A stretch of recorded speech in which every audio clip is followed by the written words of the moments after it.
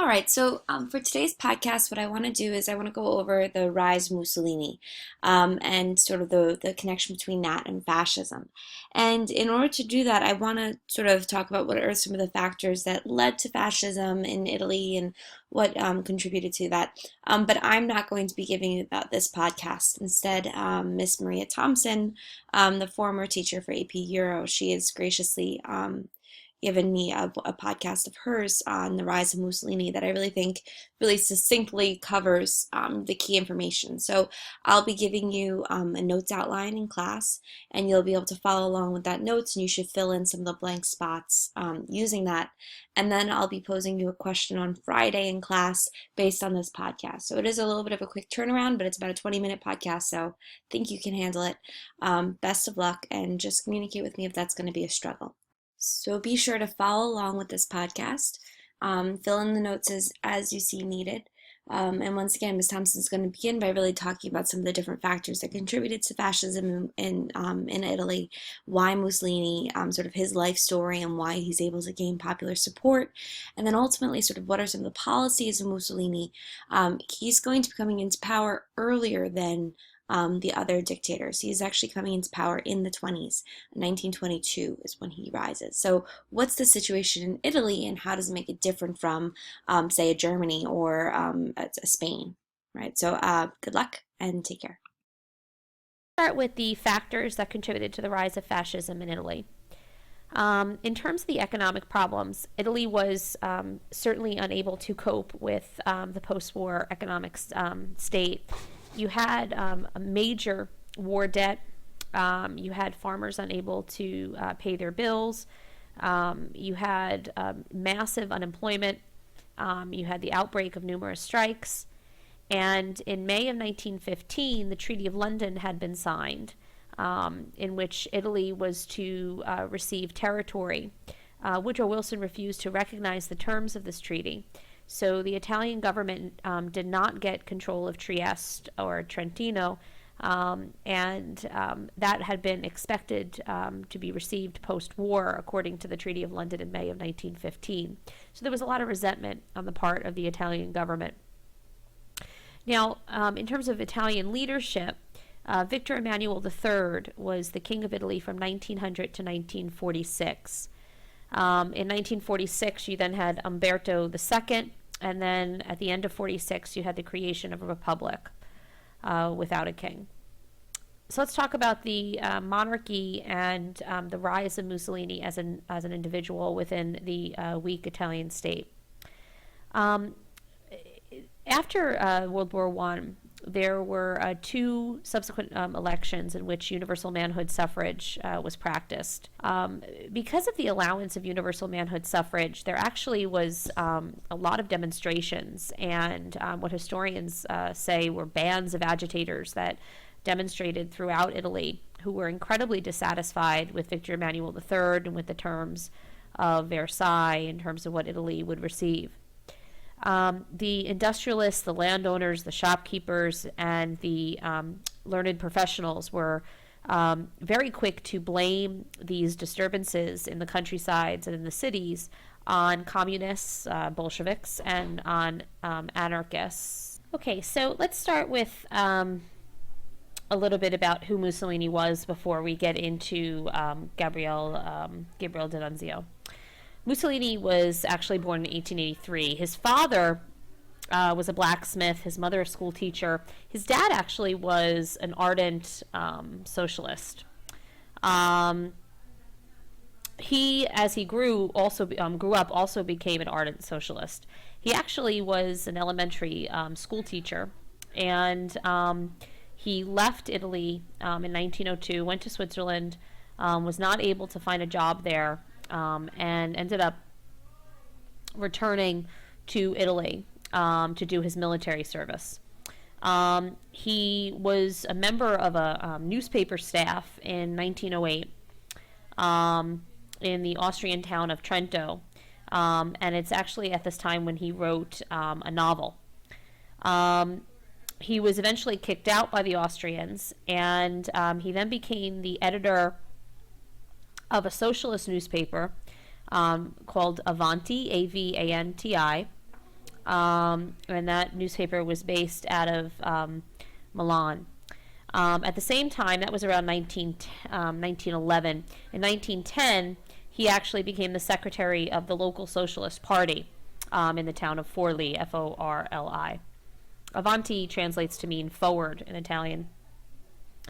It's at this time that Mussolini really is showing a complete opposite political philosophy than he is going to show later. He was a pacifist, and when Italy was actually fighting Turkey in 1911, he published pacifist propaganda. He was arrested for it. He established himself in Milan as a very forceful leader of the workers as part of the editorial staff of this newspaper. And he believed that all the proletariat should unite. And this is a quote from him, in one formidable fascio, which is a bundle, FASCIO, preparing to seize power. This really is the beginning of the fascist movement. He identified himself as an atheist. He was anti-World War I. When it broke out in 1914, he agreed that they would not join in. He said that the Italian flag was a rag to be planted on a dunghill. He was also anti-nationalism.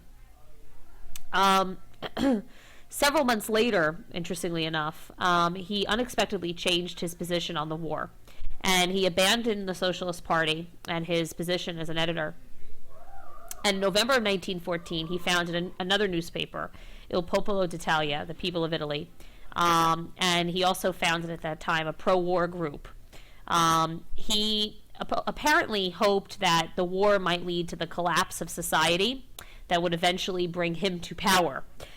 So when he was called for military service, he actually did serve in the war. He was wounded in a practice in 1917, and then he returned from the war and worked on his newspaper. It's during this time that fascism becomes an official political movement. And in March of 1919, he founded the Fasci di Combattimento, where he works through this political organization to run for seats in the Italian parliament. Now, Gabriele D'Annunzio was an Italian nationalist who actually took over the city of Fiume.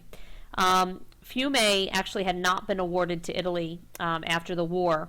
The Italians claimed it at the Treaty of Versailles, but they were not given that territory. Gabriele D'Annunzio wanted to reclaim Fiume for the Italians. He took over the city, and he controlled the city until 1920. In November of 1920, Italy signed the Treaty of Rapallo with Yugoslavia, and Fiume was declared a free city. The Italians actually forced D'Annunzio out, the Italian government, and D'Annunzio became an inspiration to Mussolini. He actually refers to D'Annunzio as the first fascist. So between 1918 and 1922, Mussolini creates a political party and uses that party to gain a seat in parliament. He runs in the 1919 elections. He wasn't able to win a seat in 1919. By 1921, he enters parliament as a right-wing member of parliament.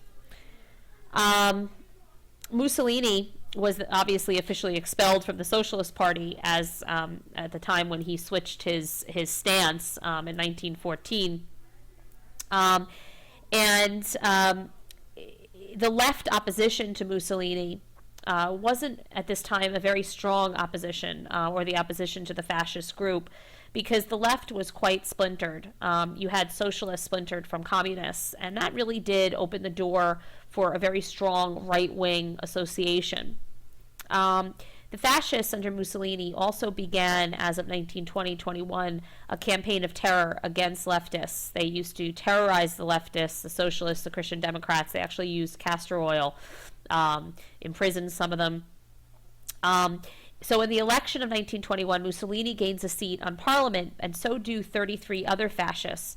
They're elected to the Chamber of Deputies, and at that time, the government, the central government, becomes very alarmed by the number of fascist right-wingers who have gained seats, and they try to suppress this rising political party. Mussolini uses his personal army of black shirts, and you can see in the PowerPoint on slide 32, Mussolini in his black shirts, and then there's a picture of Mussolini in World War I. He uses his black shirts to, one by one, eliminate political opposition.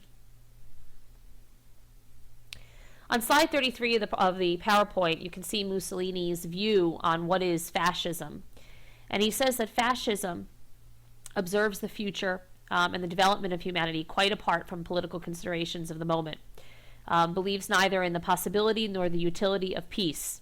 It thus repudiates the doctrine of pacifism. If you go down, all other trials are substitutes which never really put men in the position where they have to make a great decision, the alternative of life or death.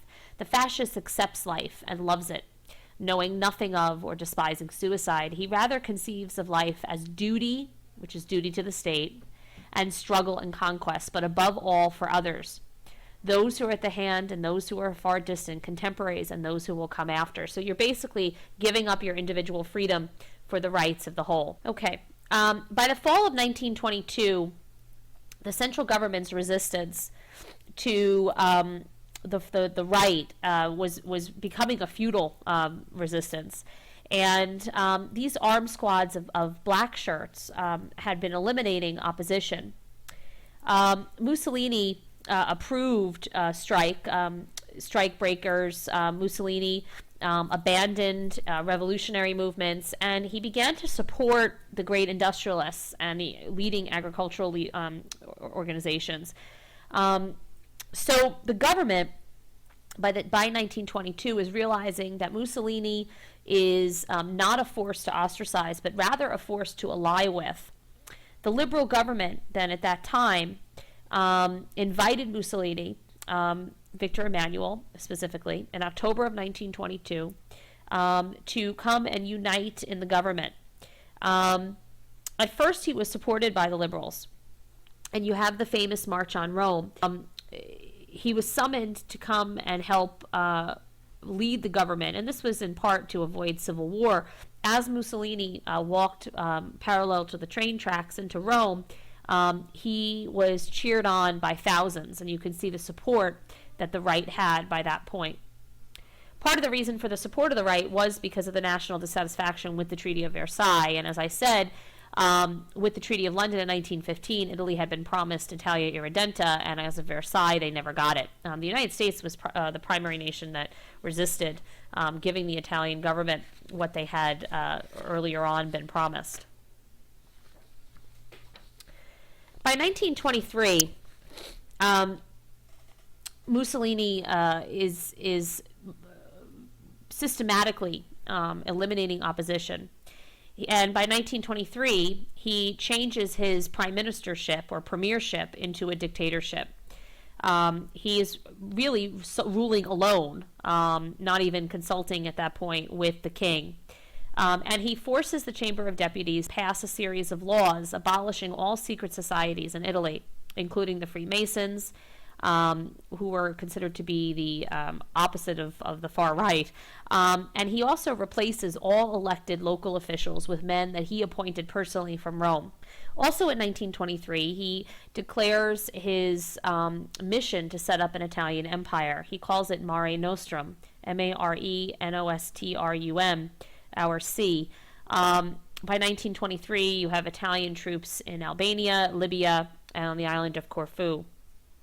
So by 1925, he has outlawed all rival political parties. He uses his black shirts to do that. He has outlawed all opponents to the fascist regime. They are all arrested or exiled, and he declares himself Il Duce, D-U-C-E, our leader of the fascists, and the Capo di Governo, C-A-P-O-D-I-G-O-V-E-R-N-O, which is the chief of state. At one time, Mussolini held 8 cabinet positions by himself. In 1926, he declares what's known as the corporate decrees. Now, the new reorganization of the government did not come without opposition. He eliminated opposition, but there were 3 attempts on Mussolini's life. There were also attempts on the king and the queen. In 1926, the corporate decree was Mussolini's way of completely controlling not only the political system but also the economic system. He wanted to make sure that the legislature was an economic parliament and that the legislature represented all economic occupations. So he set up the Fascist Ground Council, which had 20 of the highest party officials, all of them appointed. They were given constitutional duties by 1928, in which they actually chose who would run in elections. He believed that this government should protect capitalism, it should protect class collaboration, and it should protect producer syndicates. That would be business owner unions, which is the opposite of what a socialist would protect. By 1925, he did recognize labor unions as having the right to negotiate contracts, but independent labor unions were outlawed. So you could be part of a labor union, but it had to be a government labor union. And in place of independent labor unions, he recognized the syndicates, the government unions, in each of the 6 areas, the heavy industry areas, plus syndicates of intellectuals, which were your soft industry areas. And these syndicates could bargain, they could negotiate contracts, but they were all under the control of the central government or the Ministry of Corporations, and Mussolini was at the head. The Ministry of Corporations regulated prices, wages, how things were produced, strikes were forbidden, and all labor disputes were settled by a state court system. So the corporate decree of 1926 really set up the Italian corporation as we know of it, the fascist corporate state. And by 1928, the central political system reflected this economic system of syndicalism. Mussolini also set up OVRA, Vigilance Organization Against Anti-Fascist Crimes, which was a secret police system that sort of grew out of the old black shirts. One of his primary goals was to create a self-sufficient Italy. And so, but through the early 30s, the late 20s and the early 30s, he really put a lot of effort into setting up a self-sufficient corporate state, specifically in terms of agriculture. And by 1932, historians, economists say that domestic wheat production in Italy could feed 92% of the population. So he was quite successful, actually, in what was known as his battle for wheat. He also said that Italy was, in essence, overpopulated. And earlier on, the government actually tried to relieve the situation through mass emigration. Mussolini said that is the worst possible thing you could do for the Italian state, and he made emigration a crime. In 1926, he also declared a pro-birth policy in order to swell the ranks of the army to increase population even more. And that was basically supporting his claim for an Italian empire abroad. He gave bonuses to large families. He lowered the wages of women so that they'd be more inclined to stay home and have children, and he banned women from certain professions. By 1934, he reorganized the corporate system. In 1938, the Chamber of Deputies was replaced by the Chamber of Fasces and Corporations. The new state structure, known as the corporate state, named after the 7 syndicates which had been originally established, now was made up of 22 syndicates. And it was a mixture of capitalism, socialism, and an old type of guild system. He set up a public works program. He used government funds to subsidize steamship building, airplane building. He encouraged tourism. He put up a high tariff in order to protect domestic industries. He built infrastructure. He drained marshes. He worked on public health. Malaria was actually reduced. He increased hydroelectric power. So Mussolini also subsidized the building of hydroelectric power plants, the building of public transportation, and he placed many unemployed Italians into these industries, as well as into, obviously, building up the military for his expansionist policies. In 1929, Mussolini addressed what was known as the Roman question, and that was the issue of the Papal States and the Pope's power within that region.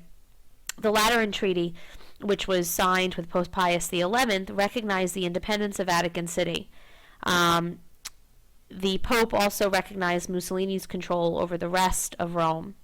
Mussolini recognized Catholicism as the state religion. He recognized the Church's right to determine marriage, to determine sacraments and families, and the Church's right to endorse education. He promised to end propaganda against the church, and the Pope promised to end propaganda against Mussolini. And Mussolini gave up the power to tax contributions to the church or the salaries of the clergy. Another concordat was signed later on, extending religious instruction in the schools. Pope Pius XI ended up damaging the Lateran Treaty of 29 because he spoke out openly against Mussolini's economic policies. And by 1931, they signed that other Lateran Treaty, but the relationship between the papacy and Mussolini was certainly a tenuous one.